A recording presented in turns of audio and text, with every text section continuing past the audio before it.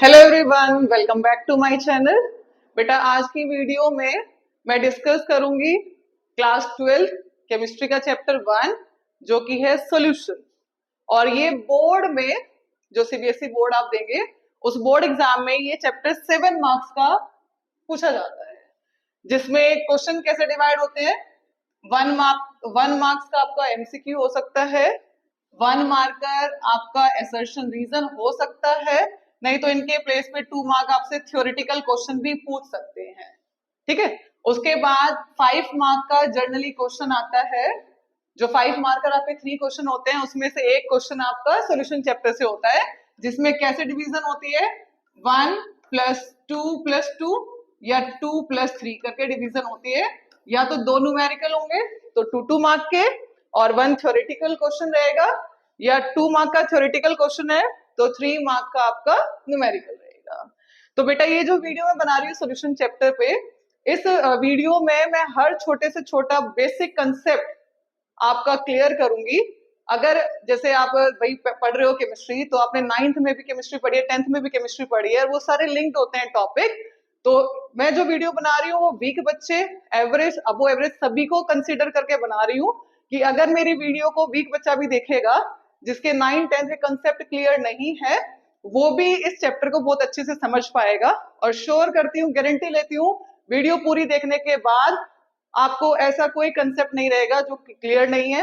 In case अगर कोई आपको और भी कोई छोटा टॉपिक है जो समझ नहीं आया है तो आप मुझे कमेंट कर सकते हैं।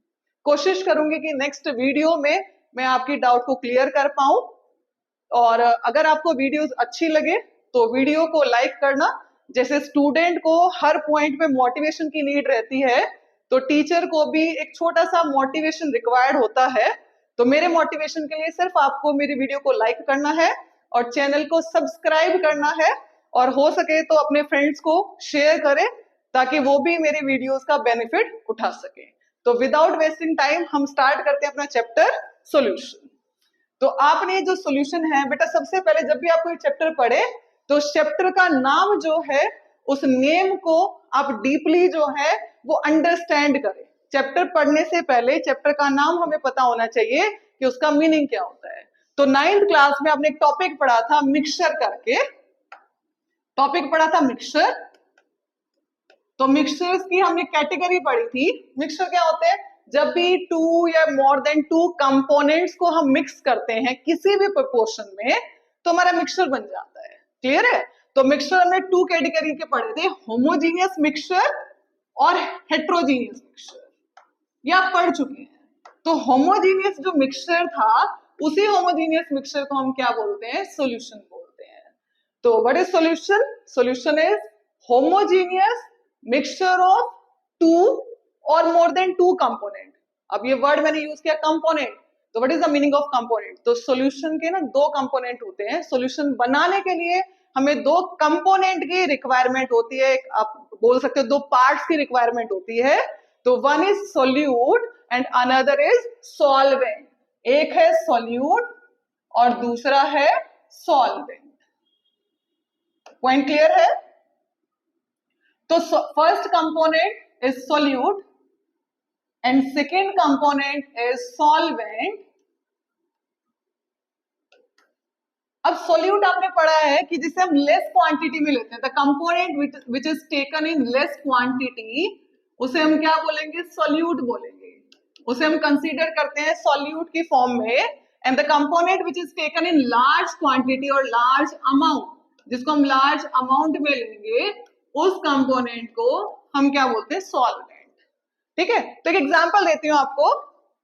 एग्जांपल है 222.6 ग्राम। ये आपका 12th एनसीईआरटी का एग्जांपल है बेटा, न्यूमेरिकल है, वहां से मैंने एग्जांपल उठाया है। 222.6 gram of ethylene glycol. Ethylene glycol is added to 200 gram water. अगर मैं अब आपसे क्वेश्चन पूछूं कि इसमें आपको सॉल्यूट और सॉल्वेंट को आइडेंटिफाई करना है, और आप इस डेफिनेशन जो आपने प्रीवियस क्लासेस में पढ़ा है, may be from 7th class आप इसको पढ़ते आए हैं कि solute is the component of solution which is taken in less quantity, the solvent is the component which is taken in large quantity.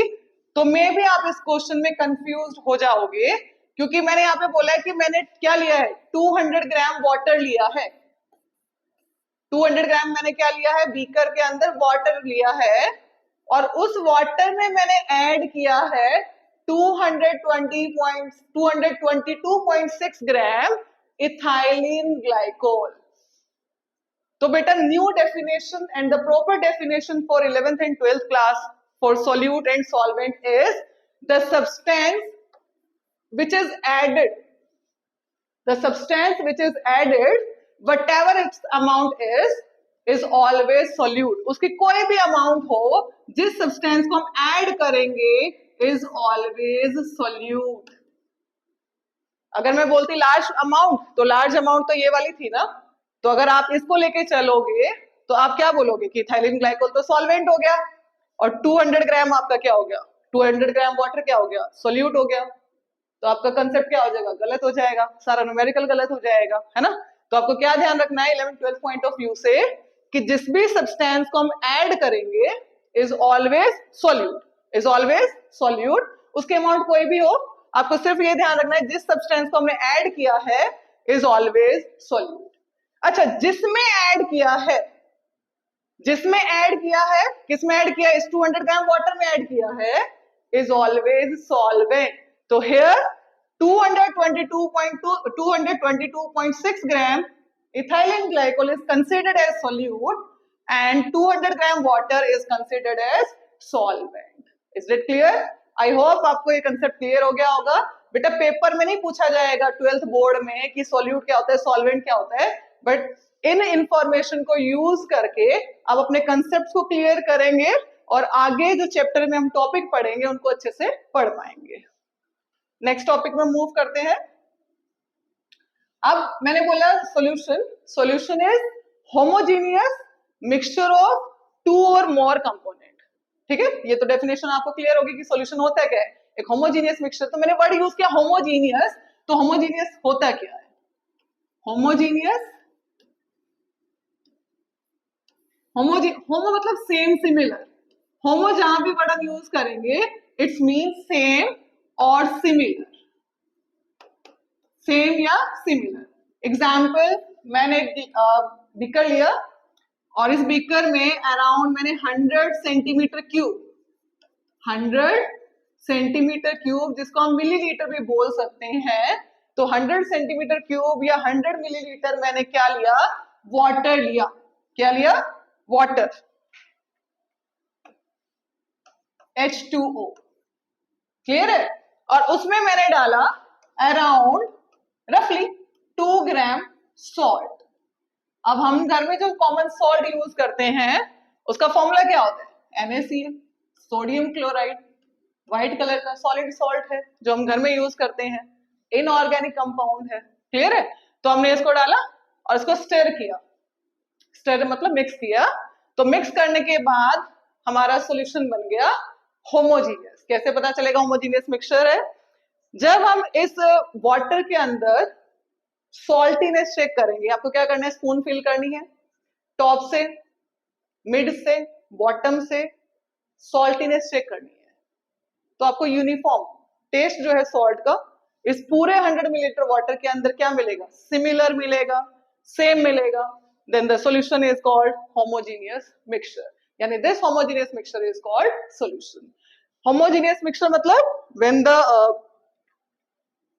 when the concentration or amount of solute is uniform throughout the solution, or when the concentration of solute is uniform throughout the solution is called homogeneous mixture. I think ये topic भी आपको clear हो गया होगा कि solution को homogeneous क्यों बोलते हैं. अच्छा, हेट्रोजेनियस का एग्जांपल दे देती हूँ. वैसे रफली आपको सैंड लेनी है, उसको वाटर में डालना है, उसको स्टर करना है, उसको रखना है अनडिस्टर्ब 2-3 मिनट के लिए. तो यू फील कि वो धीरे धीरे सेटल डाउन हो रहा है. तो आपको जो सैंड है उसकी जो कंसेंट्रेशन है, उसकी जो अमाउंट है, वो हर पॉइंट पे क्या मिलेगी, डिफरेंट मिलेगी. कि ऊपर जो लीफ है, जो हमारे लाइट पार्टिकल ह्यूमस वगैरह है वो फ्लोट करेगा, जो ग्रेवल्स वगैरह होते हैं हैवी स्टोन पार्टिकल होते हैं नीचे सेटल डाउन हो जाएंगे, जो इंटरमीडिएट पार्टिकल वो बीच में फ्लोट करेंगे, है ना। तो हर पॉइंट पे जो कंसेंट्रेशन है वो डिफरेंट है, तो this type of mixture is called heterogeneous.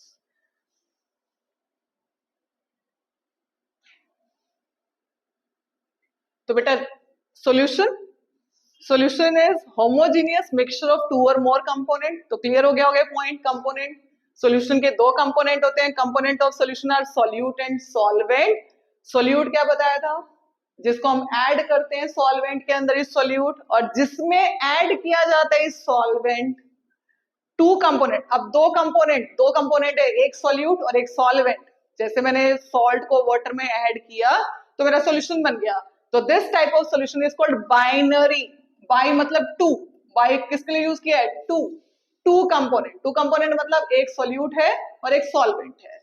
अच्छा, अब मैंने क्या किया, उसी सॉल्यूशन के अंदर मैंने शुगर भी ऐड कर दिया। Now there are three components are there, two are solute and one is solvent. तो this three component solution is called ternary. ये वर्ड यूज होंगे कि टर्नरी सॉल्यूशन है, what is the mole fraction of what is the sum of mole fraction of ternary solution। तो ternary का मतलब आपको पता होना चाहिए, जहां पे हमारे थ्री कंपोनेंट रहेंगे। Next one is quaternary. Quaternary word use for four component. अब मैंने क्या लिया, वाटर लिया, तो वाटर मेरा सॉल्वेंट हो गया, एक कंपोनेंट कंसिडर करोगे, उसमें मैंने शुगर डाला, सेकंड कंपोनेंट, उसमें मैंने सॉल्ट डाला, थर्ड कंपोनेंट लेमन जूस डाल दिया, लेमनेड बना दिया। There are total four component and this type of solution is called quaternary. इस सॉल्यूशन को हम क्या बोलेंगे, क्वाटरनरी बोलेंगे।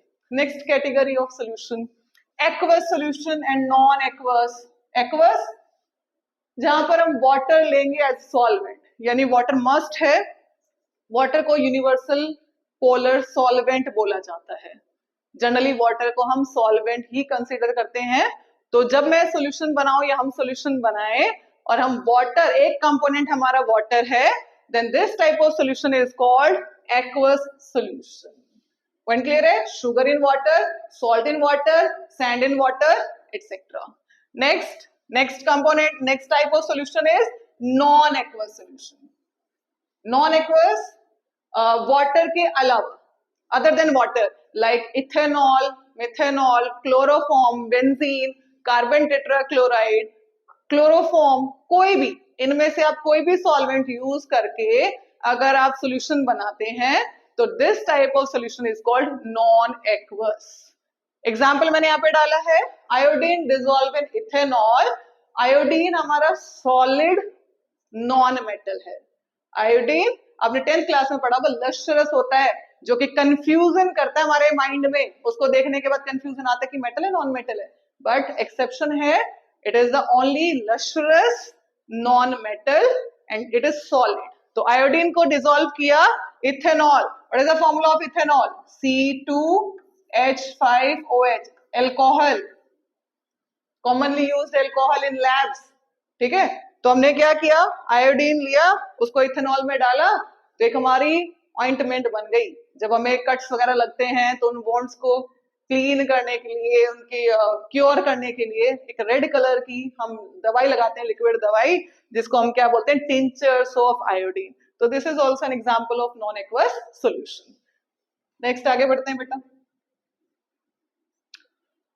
Next topic is type of solutions on the basis of physical state of solute and solvent. अब फिजिकल स्टेट आप छोटी क्लास से पढ़ते आए हैं, may be from 4th 5th class. There are three main physical states of matter: solid, liquid, gas। But 9th class में जाके आपको पता चला 5 physical state होती हैं, 2 और more। कौन सी होती है, एक होती है plasma and another one is Bose Einstein, जिसके हमें यहाँ पे कोई यूज नहीं है। हम क्या करेंगे, यहाँ पे सॉल्यूट और सॉल्वेंट की फिजिकल स्टेट के बेसिस पर सॉल्यूशन को कैटेगराइज कर रहे हैं। तो total type of solutions are, there are 9 type of solution depending upon physical state of solute and solvent. तो स्टार्ट करते हैं बेटा। तो बेटा टोटल 9 टाइप के सॉल्यूशंस हैं यहाँ पर। हाँ, तो अगर हमने सॉल्वेंट गैस लिया, हमने क्या किया, देखो यहाँ पे सॉल्वेंट मैंने फिक्स कर दिया, गैस गैस गैस, सॉल्यूट को चेंज किया, गैस लिक्विड सॉलिड। क्लियर है, तो इस टाइप के सॉल्यूशन को हम गैसियस सॉल्यूशन बोलेंगे। क्या बोलेंगे? Gaseous solution. पॉइंट क्लियर है? अच्छा, अब मैंने नेक्स्ट कैटेगरी क्या ली है जिसमें सॉल्वेंट को फिक्स किया, लिक्विड लिक्विड लिक्विड। तो this type of solutions are liquid, liquid solution. Clear है? लास्ट थर्ड टाइप कैटेगरी जो बोली है उसमें मैंने फिर से सॉल्वेंट को फिक्स कर दिया solid, and this type of solution are called solid solution. Clear? अब नेक्स्ट देखो, अब हमने क्या किया, सॉल्यूट को चेंज किया, सॉल्यूट को रखा गैस, लिक्विड, सॉलिड। बेटा इसमें से ना 1 मार्कर क्वेश्चन पूछ सकते हैं बिफोर 10 ईयर 12 ईयर, तो इसमें से क्वेश्चन आता ही था, बट ऐसे कोई हार्ड एंड फास्ट रूल है कि अब नहीं आएगा, क्योंकि हर कुछ कुछ साल में क्वेश्चन पूछे जाने का पैटर्न चेंज हो जाता है, तो इसमें से तुम्हारा क्वेश्चन पूछा जाता है। क्लियर है? तो गैस इन गैस, जब हम गैस सोल्यूट ले और सॉल्वेंट भी गैस ले और दोनों को मिक्स कर दे, तो इस टाइप के सॉल्यूशन को हम गैसियस सॉल्यूशन बोलेंगे। And example is here mixture of nitrogen, nitrogen gas का formula N2, and mixture of oxygen, nitrogen oxygen gas का मिक्सचर जो हमारी एयर है। क्लियर है? तो नाइट्रोजन एंड ऑक्सीजन गैस को अगर मिक्स कर देते हैं, the mixture is gaseous solution, and solute is gas and solvent is also gas. Second category, हमने सॉल्यूट लिया लिक्विड और सॉल्वेंट लिया gas. Example is chloroform. What is the formula of chloroform? CHCl3, chloroform mixed with again nitrogen gas. Chloroform liquid होता है। Chloroform कैसा है? What is the physical state of chloroform? Liquid. तो chloroform mixed with nitrogen gas, तो ये इसका example रहेगा। तो एग्जांपल जनरली पूछे जाते हैं solid in gas, solid in gas camphor. आपने नेप्थलीन बोल सुना होगा, कपूर की गोलियां सुना होगा, नॉर्मल लैंग्वेज में अपने घर में यूज करते होंगे। Naphthalene, what is the formula of naphthalene? C10H8, and the structure is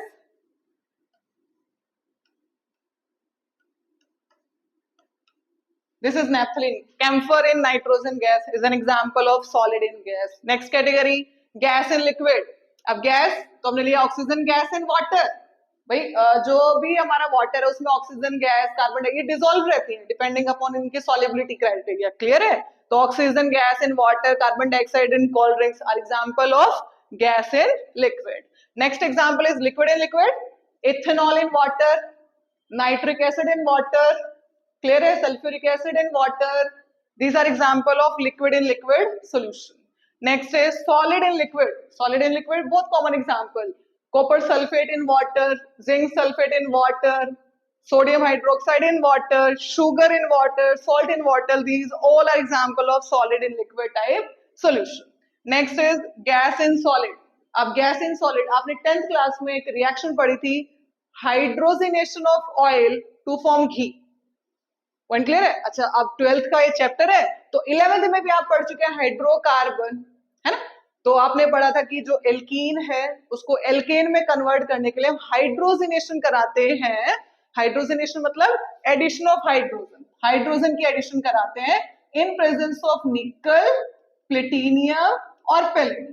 these are the catalyst जिसको हम जनरली पाउडर फॉर्म में लेते हैं क्रश करके to increase it surface area. ये गैस है, ये सॉलिड है, तो these are the example of gas in solid type category. Next is liquid in solid. Liquid, यहाँ पे मैंने वर्ड लिखा है amalgam, it is alloy, it is alloy of mercury, amalgam of mercury with sodium. Sodium हमारा solid reactive metal है, आपने 10th में पढ़ा कि बहुत सॉफ्ट मेटल होता है, नाइफ से कट कर सकते हैं, बट हाईली रिएक्टिव है। अगर ड्रॉप ऑफ वाटर उस पर स्प्रिंकल किया तो एकदम क्या होगा, बहुत फास्ट वो फायर कैच करेगा। जिंक, तो सोडियम या जिंक लेंगे और उसको मरकरी के साथ हम क्या फॉर्म करेंगे, एलॉय फॉर्म करेंगे, and this alloy is called amalgam. Amalgam is alloy of mercury with other metal. Is that clear?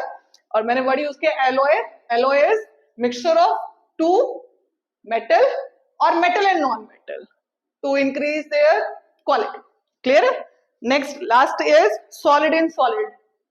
Solid in solid, आपने देखा आपके घर में मम्मी ज्वेलरी पहनती है, गोल्ड ज्वेलरी पहनती है, नेक पीस पहन रही है, रिंग पहन रही है, इयररिंग्स पहन रही है, they are not made up of pure gold, जिसको हम 24 कैरेट गोल्ड बोलते हैं। 24 कैरेट जो गोल्ड है वो प्योरेस्ट फॉर्म है गोल्ड की, जिसके सिर्फ कॉइन्स या बिस्किट टाइप बनते हैं। ज्वेलरी बनाने के लिए उसकी स्ट्रेंथ को थोड़ा बढ़ाया जाता है, उसको थोड़ा हार्ड करा जाता है by mix it with copper, may be with silver. तो 22 कैरेट गोल्ड यहाँ एग्जांपल लिखा है, it may be 18 carat gold, it may be less than this carat. Clear है? तो these are the example of solid in solid type solution. Clear?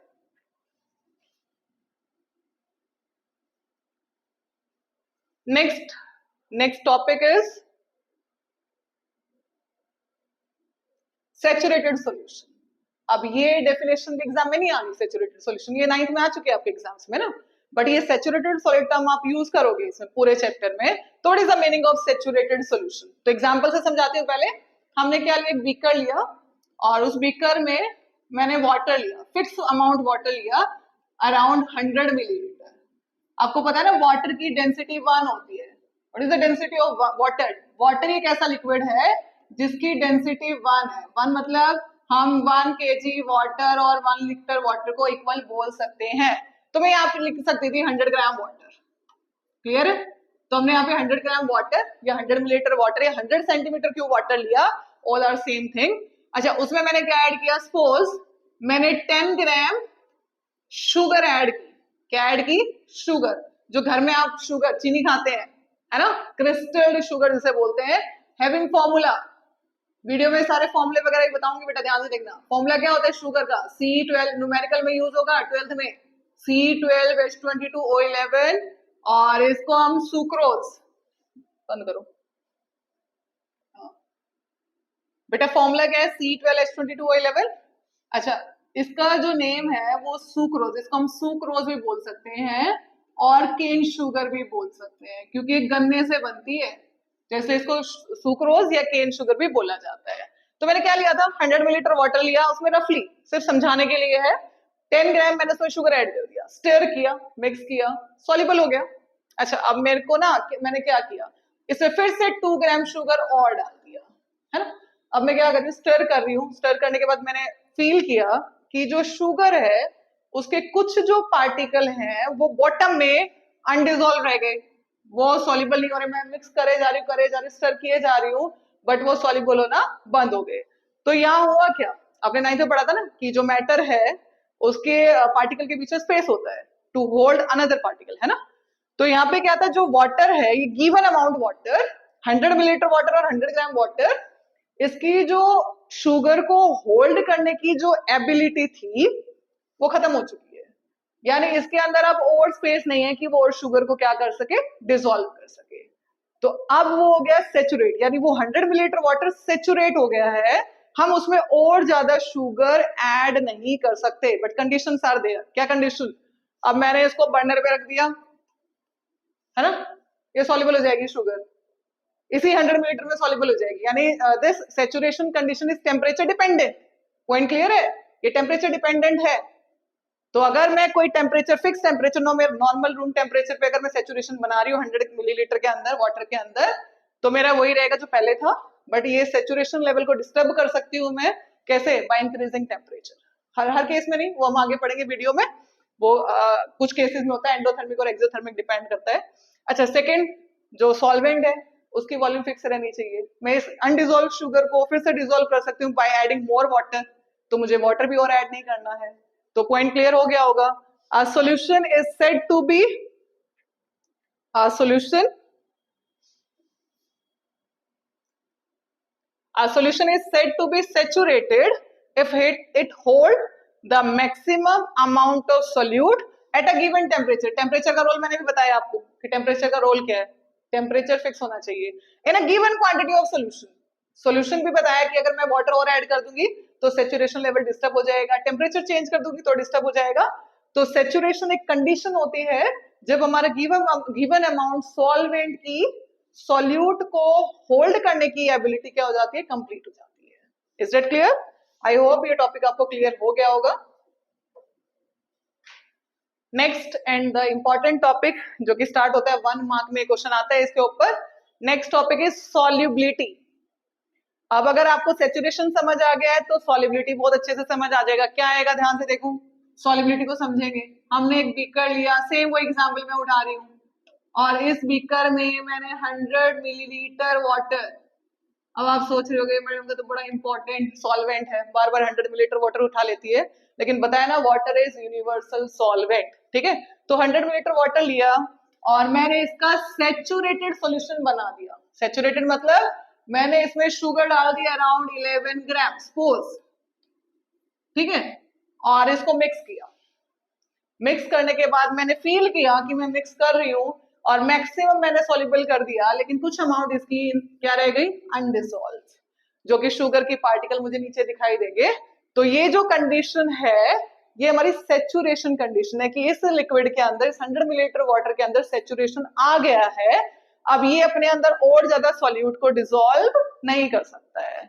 तो अब सोचो कि अगर मैं बोलूं इसके अंदर सॉल्यूट की या शुगर की अमाउंट, तो इस टाइम पे मैक्सिमम होगी, यानी सेचुरेशन के टाइम पर किसी भी गिवन लिक्विड के अंदर हमारे सॉल्यूट की जो अमाउंट है वो मैक्सिमम होती है। पॉइंट समझ आया?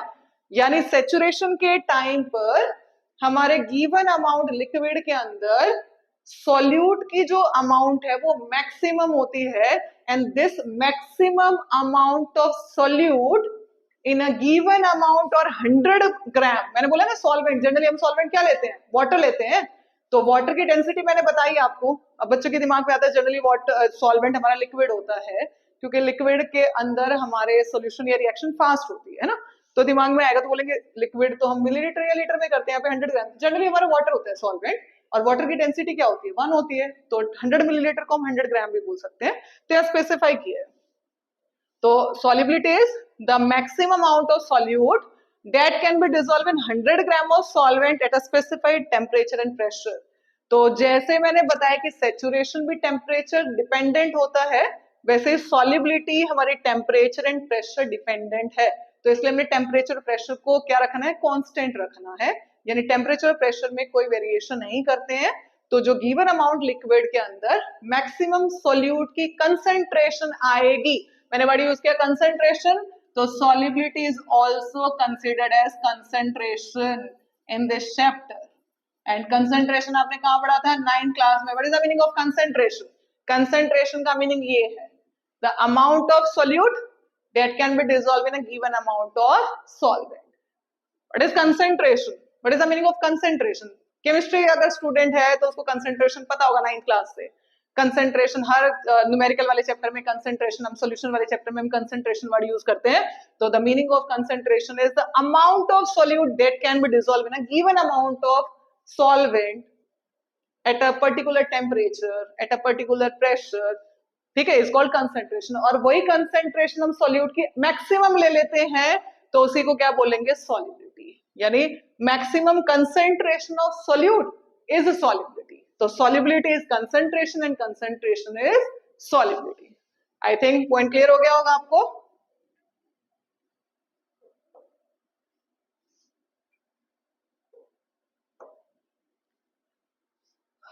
नेक्स्ट देखो, the solubility of solid in liquid depends upon the following factors। solubility को अफेक्ट करने के हमारे टोटल 4 फैक्टर हैं। First factor is nature of solute, second is nature of solvent, third is temperature and pressure. बोला था ना temperature और pressure तो है ही आपका फैक्टर। तो नेचर ऑफ सॉल्यूट कैसे, हमने पढ़ा है कि हमारे जो सब्सटेंस होते हैं there are 2 type, polar and non polar. अच्छा थोड़ा सा क्विक रिव्यू देती हूँ पोलर एंड नॉन पोलर के बारे में। पोलर एंड नॉन पोलर ये आपने 11th में पढ़ा है, क्लियर है। पोलर क्या होते हैं, पोलर लाइक हमारा HCl, this molecule is polar। how polar? here chlorine is more electronegative than hydrogen। तो जिन मॉलिक्यूल में एटम्स के बीच में, जिन मॉलिक्यूल्स में एटम्स के बीच में इलेक्ट्रोनेगेटिव डिफरेंस होता है, जहां हम ये बोल पाएंगे this is more electronegative. Electronegative को मैं अपनी लैंग्वेज में बोलती हूँ लालची एटम। लालची मतलब ये जो क्लोरीन है ये हाइड्रोजन से ज्यादा लालची है, ये अपनी ऑक्टेट पूरा करने के लिए हाइड्रोजन से पहले क्या करेगा, पहले तो म्यूचुअल अंडरस्टैंडिंग से शेयरिंग करके कोवलेंट बॉन्ड बनाते हैं, उसके बाद क्लोरीन क्या करता है, लालच दिखाता है और कहता है कि हाइड्रोजन तो पुअर है, वीक है मुझसे, तो क्यों ना मैं इससे इलेक्ट्रॉन छीन लूं। तो जब वो ऐसा करता है तो ये जो इलेक्ट्रॉन क्लाउड स्टार्टिंग में सिमेट्रिकल था, अब वो ज्यादा शिफ्ट हो जाता है क्लोरीन के पास, और क्लोरीन के ऊपर पार्शियल नेगेटिव और हाइड्रोजन पे पार्शियल पॉजिटिव चार्ज डेवलप होता है। तो जिन मॉलिक्यूल में चार्जेस डेवलप होते हैं उन मॉलिक्यूल को हम पोलर मॉलिक्यूल बोलते हैं। Is that clear? यानी पोलर जनरली हमारे हेट्रो एटम मतलब वो मॉलिक्यूल जिसमें दो अलग अलग एटम्स होते हैं। अच्छा, नॉन पोलर जैसे हाइड्रोजन हाइड्रोजन, क्लोरीन क्लोरीन, अब क्लोरीन तो यहाँ पे था बट क्लोरीन यहाँ पे हाइड्रोजन के साथ बॉन्ड था, यहाँ पे दोनों की इलेक्ट्रोनेगेटिविटी सेम है, तो कोई भी एक दूसरे से इलेक्ट्रॉन नहीं छीन पाएगा। हाइड्रोजन यहाँ पे सेम है। अच्छा, मोस्ट इलेक्ट्रोनेगेटिव आपको पता है फ्लोरीन, बट दूसरे फ्लोरीन के साथ जब वो बॉन्ड बनाएगा कोवलेंट बॉन्ड, तो यहाँ पर दोनों की एबिलिटी सेम है to attract the shared electron pair toward itself, जिसकी वजह से इनके ऊपर कोई पोल्स जनरेट नहीं होंगे negative positive, and these molecules are non polar. Point clear है? पोलर नॉन पोलर समझ आ गया? तो अब अभी का जो टॉपिक है उसमें हम पोलर नॉन पोलर समझेंगे, यूज करेंगे। तो फर्स्ट क्या था? Nature of solute and solvent. Point clear है? तो सॉल्युबिलिटी कैसे? देखो, नेचर ऑफ सॉल्यूट सॉल्वेंट को एक ही पॉइंट में एक्सप्लेन करेंगे। लाइक डिसॉल्व लाइक, मतलब पोलर सॉल्यूट बेटरली डिसॉल्व होगा पोलर सॉल्वेंट के अंदर, and non polar solute betterly dissolve होगा नॉन पोलर सॉल्वेंट के अंदर। पॉइंट क्लियर है? पोलर जैसे वाटर, पोलर सॉल्वेंट का एग्जांपल क्या है? वाटर। और पोलर सॉल्यूट का अगर मैं बात करूं तो सॉल्ट, NaCl, सोडियम और क्लोरीन, दोनों के बीच में इलेक्ट्रोनेगेटिव डिफरेंस है। Chlorine is more electronegative than sodium, क्योंकि sodium is metal and metals are electropositive, chlorine is non metal and non metals are electronegative. Water is made up of hydrogen and oxygen, oxygen is more electronegative than hydrogen. जहां पे हम ये बोल पा रहे हैं कि this atom is more electronegative than this, तो जनरली वो मॉलिक्यूल क्या होते हैं? पोलर। बट पोलर की और भी डेफिनेशंस है, वो डीपली डाइपोल मोमेंट से रिलेटेड, बट यहाँ पर सिर्फ आपको इतना चाहिए कि पोलर मॉलिक्यूल होते क्या है, बस नॉलेज पता होनी चाहिए उसकी। तो like dissolve like, polar solute dissolve in polar solvent, and non polar solute is dissolve in non polar solvent. बस इसमें इतना एनफ है। सेकेंड है इफेक्ट ऑफ टेम्परेचर, ये थोड़ा डिटेल में है और इसमें से क्वेश्चन पूछा जाता है। इफेक्ट ऑफ 1 मार्कर क्वेश्चन इसमें से आता है, इफेक्ट ऑफ टेम्परेचर। अच्छा, अब हमारा क्या है? सॉलिबिलिटी, मैंने बोला मैक्सिमम सॉलिबिलिटी आते ही दिमाग में आना चाहिए मैक्सिमम अमाउंट है सॉल्यूट की। सैचुरेशन के टाइम पर हम सॉलिबिलिटी को कंसीडर करते हैं और टेम्परेचर और प्रेशर इसको अफेक्ट करते हैं। अब एक एग्जांपल से समझा रही हूँ आपको टेम्परेचर का। सपोज मैंने लिया NaOH इन वाटर। NaOH क्या होता है? सोडियम हाइड्रोक्साइड, ये हमारा एल्कली है, वाटर सॉल्युबल बेस है। तो जब मैं इसको स्टर करके मिक्स करूंगी और इस बीकर को टच करूंगी तो मुझे वार्म फील होगा, गर्म फील होगा। अगर मैं सेम वाटर के अंदर मैं डालती हूँ ऑक्सैलिक एसिड, आपके सिलेबस से ही एग्जांपल यूज कर रही हूँ। Oxalic acid having formula COOH and this COOH, but अगर ये हमारा हाइड्रेटेड फॉर्म में होता है देन इसके साथ 2 वाटर मॉलिक्यूल भी होते हैं। जब मैंने NaOH को वाटर में डाला, उसको फील किया तो मुझे बीकर गर्म फील होगा। जब मैंने ऑक्सैलिक एसिड को वाटर में डाला, उसको फील किया तो मुझे बीकर ठंडा फील होगा। दोनों सॉलिड हैं, सॉल्वेंट यहाँ पे दोनों सेम है, वाटर यानी लिक्विड है। यानी जब हम सॉलिड को लिक्विड में डिसॉल्व करते हैं तो डिसोल्यूशन प्रोसेस में भी एक्सोथर्मिक, इसको एक्सोथर्मिक, एक्सो मतलब एग्जिट, थर्मिक मतलब हीट, जिसमें से हीट निकलती है, इससे तो गर्म हो गया। And this is endothermic, endo मतलब एंट्री करेगी और उसने मेरे हैंड से हीट को एब्जॉर्ब कर लिया, जिसकी वजह से हैंड का टेम्परेचर कम हुआ और मुझे ठंडा फील हुआ। तो एक्सोथर्मिक यानी dissolution of, this is the main point, dissolution of solid in liquid may be endothermic और exothermic. Is that clear? Saturated solution represent equilibrium between undissolved solute and dissolved solute. अब ये equilibrium word use हुआ, इसमें तो पूरा chapter था बेटा आपका 11th क्लास में, पूरा चैप्टर था इक्विलिब्रियम के ऊपर। चलो इक्विलिब्रियम बताती हैं छोटी से सिंपल एग्जांपल के साथ। नॉर्मल एग्जांपल, नॉर्मल लाइफ से एग्जांपल ले रही हूँ। हर बच्चे की ना ग्रेस्पिंग एबिलिटी अलग होती है, कैचिंग पावर। मान लो एक बच्चा 1 घंटे में सिर्फ 5 क्वेश्चन लॉन्ग क्वेश्चन लर्न कर पाता है। अब मम्मी ने उसको प्रेशराइज किया कि 1 घंटे में तेरे को 10 क्वेश्चन करने हैं लॉन्ग क्वेश्चन, है ना? 2 घंटे बैठ 3 घंटे बैठ, मुझे 10 क्वेश्चन मिलने चाहिए लर्न। अब बच्चे की ब्रेन की एबिलिटी की एक बार में वो 5 ही क्वेश्चन होल्ड कर सकता है ना? अब उसने क्या किया, मम्मी के प्रेशर से 6th क्वेश्चन पे पहुंचा, जो उसका मन नहीं था, क्योंकि उसको पता है उसका ब्रेन उसको कैप्चर नहीं कर पा रहा है। जैसे वो 6th क्वेश्चन को लर्न करेगा, पहले वाला क्वेश्चन आउट, यानी टोटल कितने रह गए 5। चलो ठीक है, अब वो आगे बढ़ता जाएगा क्योंकि उसको 10th क्वेश्चन तक जाना है, उसके पेरेंट्स उसको फोर्स कर रहे हैं। तो जैसे ही वो 6th पे गया, एक और क्वेश्चन आउट, 7th गया, एक और क्वेश्चन आउट, यानी प्रीवियस वाला निकलता जाएगा। यानी जिस स्पीड से वो आगे जा रहा है, फॉरवर्ड जा रहा है, उसी स्पीड से बैकवर्ड प्रोसेस हो रही है। तो equilibrium is the stage where two opposite process takes place at same speed, at same rate। हम केमिस्ट्री में बड़ी यूज करते हैं रेट, रेट मतलब स्पीड, यानी the condition at which rate of forward process is equal to rate of backward process. अच्छा, अब इसको सॉलिबिलिटी के साथ कनेक्ट करके एग्जांपल दे रही हूँ। हमने क्या किया था, हमने लिया था वाटर, 100 ग्राम वाटर, और उस 100 ग्राम वाटर के अंदर बेटा हमने क्या डाल दिया था, 10 ग्राम शुगर डाल दिया। क्लियर है? अब शुगर आपने डिसॉल्व किया और आपने देखा कि कुछ शुगर हमारी इनडिसॉल्व रहेगी। मैं मिक्स किए जा रहा हूँ, किए जा रहा हूँ, किए जा रहा हूँ, और शुगर डिसॉल्व होना बंद हो गई। तो आपके दिमाग में आया कंडीशन इज सैचुरेशन। क्या आ गया? सैचुरेशन। और सैचुरेशन से हमने क्या कनेक्ट किया था कि अब यहाँ पे मैक्सिमम सॉल्यूट है, तो ये हमारी सॉलिबिलिटी पता चल गई कि सॉलिबिलिटी आ गई इसके अंदर। पॉइंट क्लियर है? अब इक्विलिब्रियम से कैसे रिलेट करेंगे? इक्विलिब्रियम जो है वो हमारा डायनेमिक होता है। डायनेमिक मतलब हमें लगता है कि प्रोसेस स्टॉप हो गई यहाँ पर, लेकिन वो प्रोसेस चल रही है। मतलब मान लो मैं कहूँ कि इसके अंदर हमारे यहाँ पे डिसॉल्व पार्टिकल हमारे 50 है, 50 शुगर पार्टिकल डिसॉल्व हो गए हैं। तो जैसे ही यहाँ पे 51st पार्टिकल ऊपर जाएगा, ऊपर इन 50 में से एक शुगर पार्टिकल वापस से क्रिस्टलाइज होगा।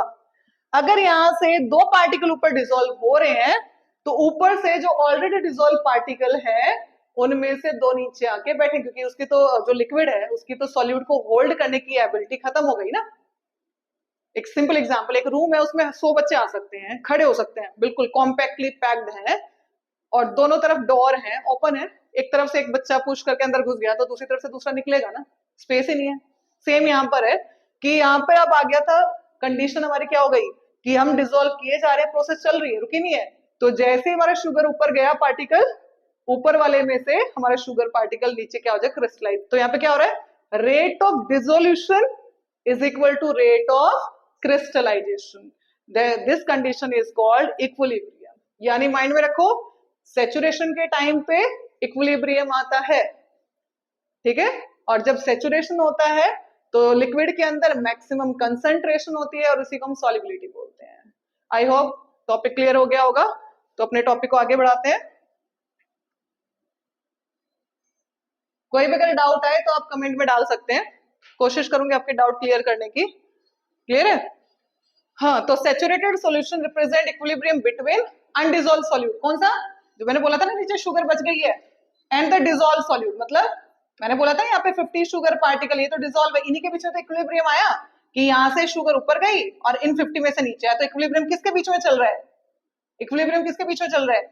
इस dissolve solute and this undissolved solute. Point clear है?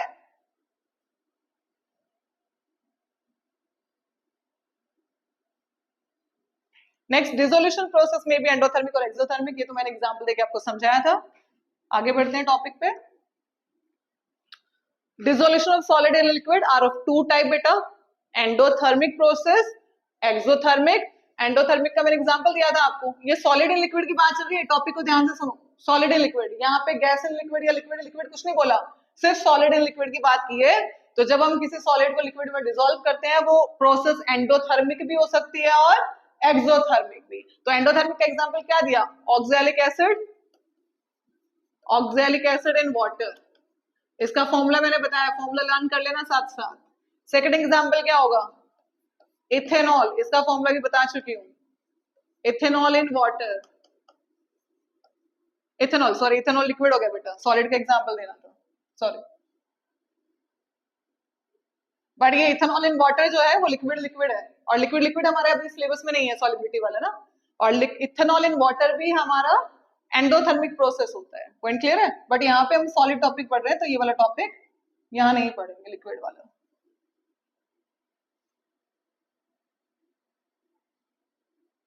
नेक्स्ट देखो यहाँ पर एक्सोथर्मिक प्रोसेस में हमने लिया सोडियम हाइड्रोक्साइड, जो कि हमारा क्या था, water soluble base in water. ये एग्जांपल आपको दिए थे एक्सोथर्मिक, क्लियर है। Next, this is the important topic, इसमें से 1 मार्क का क्वेश्चन आपका बनता है, 1 मार्क में क्वेश्चन आएगा, स्कूल टेस्ट, यूटी, कोई भी एग्जाम, बोर्ड एग्जाम कहीं भी आ सकते हैं, जनरली इसमें से टॉपिक टीचर देती है। If dissolution of solid in liquid is exothermic, exothermic मतलब अनडिसॉल्व, किसके बीच में बताया था, इक्विलिब्रियम। ये इक्विलिब्रियम यहाँ पर रिवर्सिबल एरो हम यूज करेंगे नोटबुक में, क्लियर है। तो अनडिसॉल्व सॉल्यूट, कौन सा सॉल्यूट, जो नीचे सॉल्युबल नहीं हो रखा था, प्लस सॉल्वेंट फॉर्म किया सॉल्यूशन और हीट निकली, यानी ये इक्विलिब्रियम के टाइम पे कंडीशन ली है। बेटा जब भी मैंने बताया, चलो एक एग्जांपल देके समझा रही हूँ, आपको बोला कि 1 बकेट भर के, आपके घर में बहुत सारे लोग आ रहे हैं और मम्मी नहीं है घर पे, तो बोला 1 बकेट भर के लेमनेड बना दो, आपने पूरा 2 kg शुगर उसमें डाल दिया। अब आपको डर भी है कि शुगर ये तो डिजोल्व हुई नहीं, वेस्ट हो गई, तो मम्मी आगे डांटेगी, है ना। तो अगर साइंस का बच्चा होगा तो क्या करेगा, उसके पास 2 ऑप्शन है, सेचुरेशन, क्योंकि सेचुरेशन आ गया, सेचुरेशन को डिस्टर्ब करने के 2 ऑप्शन है, या तो पानी और डाल दो, है ना। अब पानी और डालोगे उतना लेमनेड चाहिए नहीं है। दूसरा है टेम्परेचर चेंज कर दो। तो हमने जब भी किसी मतलब जब शुगर को हम वाटर में डिसॉल्व करते हैं ना, तो प्रोसेस यहाँ पे हमारी एंडोथर्मिक होती है। कैसी प्रोसेस होती है, एंडोथर्मिक। तो हमने वो बकेट उठाई, उसको उसमें रखा बर्नर के ऊपर, तो आप देखोगे कि धीरे धीरे जो अनडिसॉल्व शुगर थी वो भी क्या हो जाएगी, डिसॉल्व हो जाएगी। यानी टेम्परेचर फैक्टर है जो सैचुरेशन को, जो इक्विलिब्रियम को क्या कर रहे हैं, डिस्टर्ब कर रहे हैं, सॉलिबिलिटी को क्या कर रहे हैं, डिस्टर्ब। तीनों फैक्टर कंसीडर करो, सैचुरेशन को डिस्टर्ब कर रहा है टेम्परेचर, सॉलिबिलिटी को डिस्टर्ब कर रहा है, इक्विलिब्रियम को डिस्टर्ब कर रहा है, पॉइंट क्लियर है। तो यहाँ पे लिया, ये प्रोसेस हम ले रहे हैं एक्सोथर्मिक। यहाँ पे हमने लिया undissolved solute plus solvent solution heat, यानी वो सॉल्यूशन है जिसको डिसोल्यूशन के लिए हीट की जरूरत नहीं है, वो अपने अंदर से हीट निकाल रहे हैं, पॉइंट क्लियर है। तो एक्सोथर्मिक को अगर आप बर्नर पे रखोगे तो उसके फेवर में थोड़ा जा रहे हो आप, ये नॉर्मल लैंग्वेज में लिखना नहीं है पेपर में, सिर्फ समझने के लिए, क्योंकि बच्चा अगर तुम रटोगे ना बेटा तो एग्जाम में भूल जाओगे, समझ के करोगे तो आपको लॉन्ग टाइम तक थिंग्स जो है वो याद रहेंगे आफ्टर 12th भी, है ना। तो ध्यान से इसमें आपको क्या याद रखना है कि एक्सो मतलब एग्जिट, उसको हीट नहीं चाहिए, वो अपने अंदर से हीट निकाल रहा है। तो अगर आप उसको बर्नर पे रखोगे, आप उसको हीट दोगे, उसको तो हीट चाहिए नहीं है, तो आप उसके अगेंस्ट जा रहे हो। यानी अगर आप टेम्परेचर बढ़ाओगे in case of exothermic process, solubility decrease, यानी एक्सोथर्मिक के केस में जो सॉलिबिलिटी है वो इनवर्सली प्रोपोर्शनल है टेम्परेचर के साथ। If increase temperature solubility decrease, point clear है। अच्छा, अब यहाँ पे मैंने क्या बोला कि जब तुम टेम्परेचर सैचुरेशन के टाइम पे टेम्परेचर बढ़ाएंगे तो इक्विलिब्रियम डिस्टर्ब होगा, है ना। तो इक्विलिब्रियम जब डिस्टर्ब होता है, तो हमने 11th में पढ़ा था इक्विलिब्रियम चैप्टर में ली चैटलियर्स प्रिंसिपल। कौन सा प्रिंसिपल पढ़ा था, ली चैटलियर्स प्रिंसिपल पढ़ा था, जो क्या बोलता है, इक्विलिब्रियम आने के बाद अगर हम टेम्परेचर प्रेशर चेंज करते हैं तो इक्विलिब्रियम डिस्टर्ब हो जाता है, और वो अपने आप को एक डायरेक्शन में शिफ्ट कर लेगा, may be in forward, this process is forward and this is backward, to counteract the change.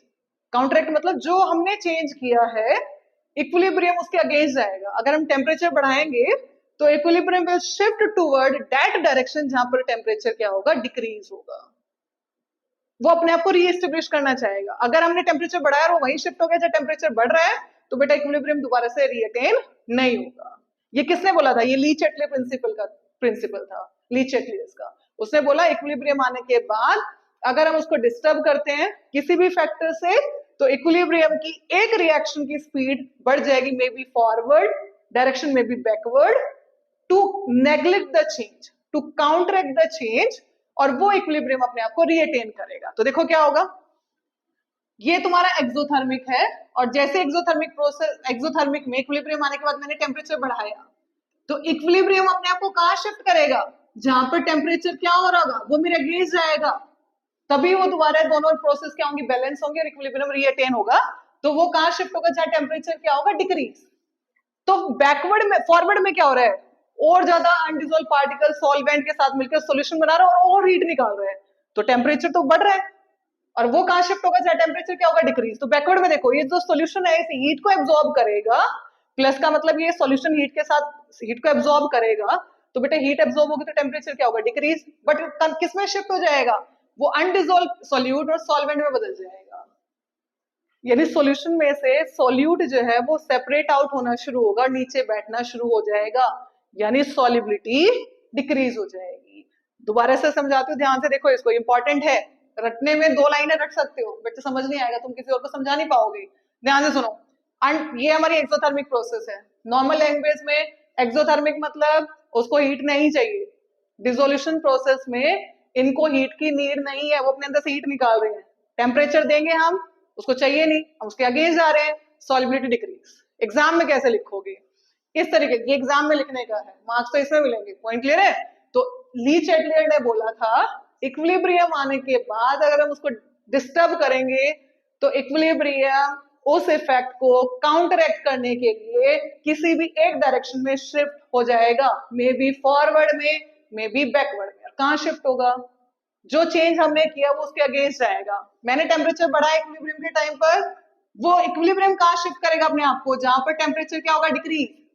Forward में हीट निकल रही है, देखो हीट निकल रही है तो टेम्परेचर बढ़ेगा, बैकवर्ड में ये दोनों जुड़ रहे हैं तो सोल्यूशन हीट को एब्जॉर्ब कर रहा है, एब्जॉर्ब करने से हीट क्या हो रही है, डिक्रीज, तो बैकवर्ड में शिफ्ट होगा। तो यहाँ लिखा है देखो बैकवर्ड डायरेक्शन, जिसकी वजह से हमारा सॉल्यूशन जो किससे बदल जाएगा, अनडिजोल्व, यानी और ज्यादा जो सॉल्यूट है वो नीचे बैठना शुरू हो जाएगा, and solubility decrease. I hope मैंने तुम्हारा पॉइंट क्लियर कर दिया होगा।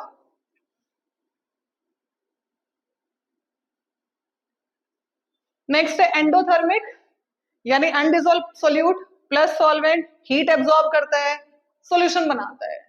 अब इसको हीट की रिक्वायरमेंट है डिसोल्यूशन के लिए, यानी इस कंडीशन में एंडोथर्मिक में जब सॉल्यूट और सॉल्वेंट मिक्स होते हैं, they absorb heat from the surrounding and they form solution, तो दे नीड हीट, है ना, और हम उसके फेवर में काम कर रहे हैं। जब हमें लगा कि शुगर, जो ये शुगर वाला एग्जांपल है बेटा, यहाँ पे जब शुगर डिसॉल्व होना बंद हो गई है, ऑक्सैलिक एसिड डिसॉल्व होना बंद हो गया है, तो हमारे माइंड में आया कि ये तो एंडोथर्मिक प्रोसेस है, तो इसको तो हीट रिक्वायरमेंट है, तो क्यों ना इसको बर्नर पे रखें, तो उसके फेवर में काम कर रहे हैं, उस प्रोसेस के फेवर में जा रहे हैं, उसको हीट चाहिए, तो सॉलिबिलिटी क्या हो जाएगी, बढ़ जाएगी।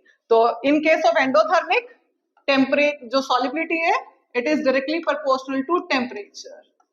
पॉइंट क्लियर है, तो टेम्परेचर बढ़ाओगे सॉलिबिलिटी बढ़ेगी। पॉइंट क्लियर, एग्जाम में लिखने का पॉइंट ऑफ व्यू ये वाला है।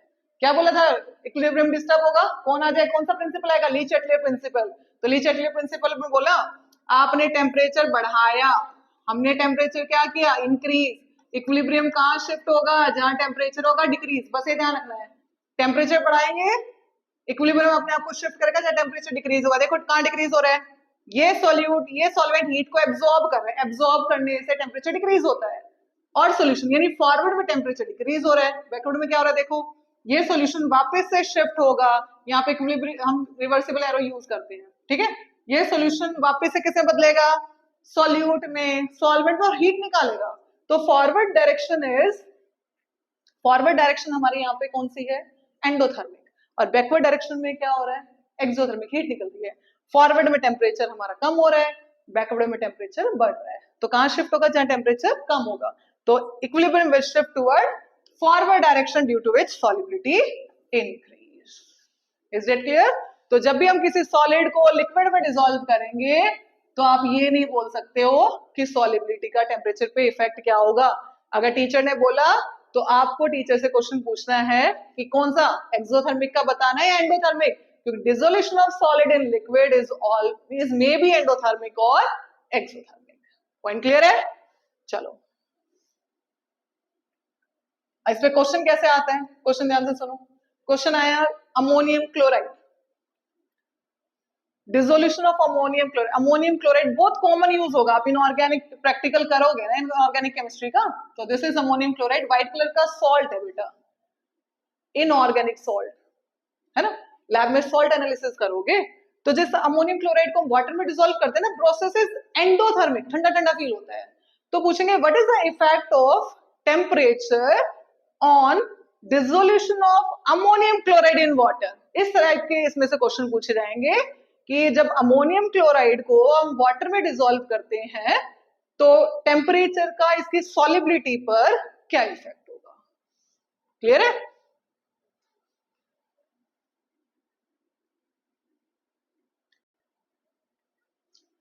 बेटा नेक्स्ट अब हम केस कंसीडर कर रहे हैं gas and liquid, same dissolution है और टेम्परेचर फैक्टर ही हम करेंगे। तो dissolution of gas and liquid is always, always मतलब हमेशा, इसमें कोई दो केस नहीं है, हमेशा एक्सोथर्मिक प्रोसेस रहेगी। जब भी किसी गैस को लिक्विड में डिसॉल्व करेंगे process is always exothermic, always remember this point. ये आपका असर्शन रीजनिंग में आ सकता है। क्लियर है? एमसीक्यू में क्वेश्चन आ सकता है ये वाली लाइन की, dissolution of gas, assertion reasoning का इसका क्वेश्चन है। क्लियर है? अच्छा अब क्या है, देखो गैस को लिक्विड में डिसॉल्व किया, सॉल्यूशन बन गया हीट, क्योंकि एक्सोथर्मिक है तो हीट के लिए हम क्यू सिंबल भी यूज कर सकते हैं। सेम अब जब आपने सॉलिड लिक्विड का पढ़ा, सेम यहाँ पे पढ़ना है। तो इस प्रोसेस को डिसोल्यूशन के लिए हीट की रिक्वायरमेंट नहीं है, हम हीट दे रहे हैं टेम्परेचर बढ़ा के, तो इसके अगेंस्ट जा रहे हैं, तो सॉलिबिलिटी डिक्रीज। तो in case of dissolution of gas and liquid solubility and temperatures are inversely proportional, both are inversely proportional, मतलब अगर हम टेम्परेचर बढ़ाएंगे तो solubility decrease होगी। तो in this case as the temperature increase according to Lee-Chatelier principle equilibrium will shift toward backward direction due to which solubility decrease। अच्छा आपने cold drinks को कोल्ड ड्रिंक क्यों बोलते हैं, उसको हॉट ड्रिंक क्यों नहीं बोलते? कोल्ड ड्रिंक को आप ठंडा करके पीना क्यों पसंद करते हैं? अगर आप लाते हो वार्म कोल्ड ड्रिंक उसको कोई नहीं पिएगा, उसमें टेस्ट नहीं आएगा, क्योंकि जो कार्बन डाइऑक्साइड, कोल्ड ड्रिंक है क्या, carbon dioxide and water with flavour, वो फ्लेवर कोई भी डाल दो, सिर्फ कार्बन डाइऑक्साइड की वजह से उसमें टैंगी टेस्ट, फिजीनेस, ये सारा आता है। तो अगर टेम्परेचर बढ़ गया, यानी आपने रख रखा है उसको 40 डिग्री पे बाहर, है ना, तो उसमें जैसे आप बोतल खोलोगे जो उसमें कार्बन डाइऑक्साइड है वो एक्सपेल्ड आउट हो जाएगी। उसके बाद उस स्वीट फ्लेवर्ड वाटर को कोई पीना पसंद नहीं करेगा कि उसमें कोई फिजीनेस नहीं है ना। पॉइंट क्लियर है? यानी उसको फ्रीज में हम क्यों रखते हैं, हमने टेम्परेचर कम कर दिया, टेम्परेचर कम करेंगे तो सॉलिबिलिटी बढ़ जाएगी, उस कार्बन डाइऑक्साइड की सॉलिबिलिटी क्या होगी, बढ़ जाएगी। पॉइंट क्लियर है? अच्छा दूसरा, जो गैसेस हैं उनकी लिक्विड के अंदर सॉलिबिलिटी लो टेम्परेचर पे ज्यादा होती है। तो इसमें बोर्ड क्वेश्चन का, बोर्ड में आता है ये question, why aquatic animal survive or more comfortable in winter than summer। जो एक्वेटिक स्पीशीज, एक्वेटिक मतलब जो पानी में रहने वाले प्लांट और एनिमल हैं, उनको रेस्पायर करने के लिए ऑक्सीजन की रिक्वायरमेंट होती है और हमारे वाटर में ऑक्सीजन ऑलरेडी डिसॉल्व होती है। तो क्वेश्चन पूछा जाता है बोर्ड्स में कि why aquatic species are more comfortable in winter as comparison to summer, summer के कंपैरिजन में विंटर में वो ज्यादा कंफर्टेबल क्या करते हैं, सर्वाइव करते हैं। तो रीजन इज दैट कि विंटर में टेम्परेचर कम होता है, तो जो भी डिसॉल्व्ड गैसेस हैं, जो मेन क्या चाहिए, रेस्पायर करने के लिए ऑक्सीजन चाहिए, तो जो डिसॉल्व्ड ऑक्सीजन है उसकी जो अमाउंट है वाटर में क्या रहेगी, ज्यादा रहेगी, जिसकी वजह से हर स्पीशीज को एक रिक्वायर्ड अमाउंट में ऑक्सीजन क्या होगा, अवेलेबल होगा। समर्स में टेम्परेचर बढ़ने की वजह से जो वाटर है उसमें से हमारी जो गैसेस हैं वो एक्सपेल्ड आउट होना शुरू हो जाएंगी, ऑक्सीजन बाहर निकलना शुरू हो जाएंगी, जिसकी वजह से स्पीशीज के बीच में कंपटीशन होगा फॉर ऑक्सीजन, और ऑक्सीजन प्रॉपर ना मिलने की वजह से हमारे जो एक्वेटिक प्लांट है, एक्वेटिक एनिमल है, वो डेड होना स्टार्ट हो जाएंगे। Is that clear? I hope ये टॉपिक आपको समझ आ गया होगा। तो बेटा जो नेक्स्ट टॉपिक है हमारा इफेक्ट ऑफ प्रेशर, वो मैं नेक्स्ट वीडियो में समझाऊंगी आपको। अगर आपको वीडियो अच्छी लगी है तो वीडियो को लाइक करें, चैनल को सब्सक्राइब करें और बेल आइकन प्रेस करें, ताकि मेरा जब भी मैं वीडियो अपलोड करूं आपको नोटिफिकेशन सबसे पहले मिले और आप मेरी कोई वीडियो मिस ना कर पाओ। तो बेटा सिर्फ एक छोटे से मोटिवेशन की नीड है कि आप मेरा वीडियो को लाइक करें। जैसे आपको मोटिवेशन की नीड होती है स्टूडेंट को, वैसे टीचर्स को वीडियो बनाने के लिए सिर्फ मोटिवेशन चाहिए, आपका एक लाइक। Thank you.